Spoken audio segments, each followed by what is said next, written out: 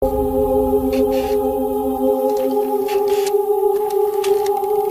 of the most remarkable realizations of CAM technology is a device in the shape of a small boy.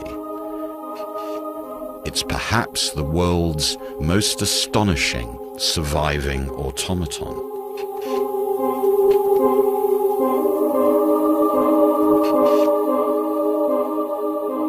What's on this card is a piece of writing made by a 240-year-old machine. One of my favorite machines, one of the most magnificent automata of the 18th century. It's this boy, this writer. He was built in Switzerland by Pierre-Jacques Droz, one of Switzerland's greatest clockmakers. And the aim was, I think, to mechanize reason and automate the passions. Jacques Droz was about 50 years old in the early 1770s when he designed and built this masterpiece. Inside the boy are almost 6,000 parts.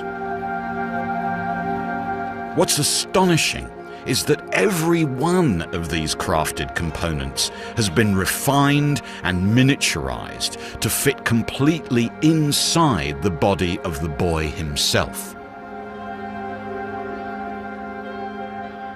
What Jacques Droz did was to use the technologies of homeostasis, of miniaturization, to build really a true automaton.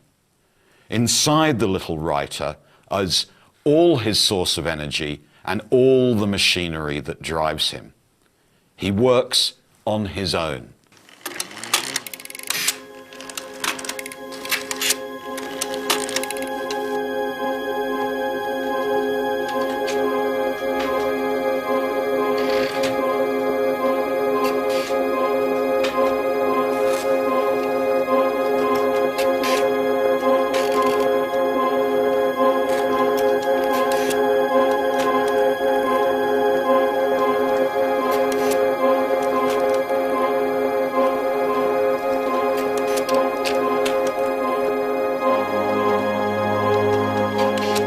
At his core is a great stack of cams.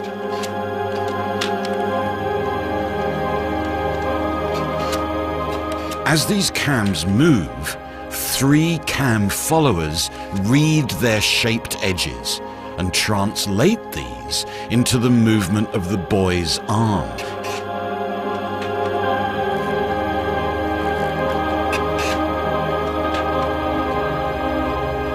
Working together, the cams control every stroke of the quill pen and exactly how much pressure is applied to the paper, so as to achieve beautiful, elegant, and fluid writing.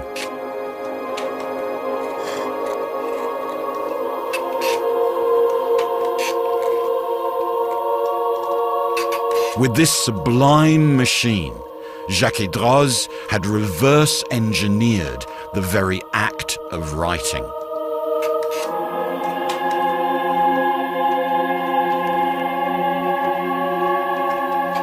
But the mechanical boy contained one perhaps even more astonishing feature.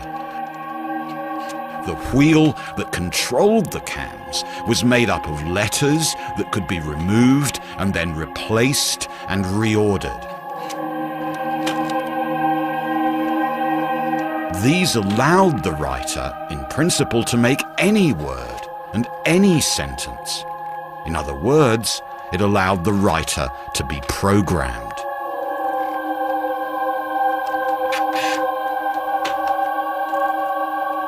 This beautiful boy is thus a distant ancestor of the modern programmable computer.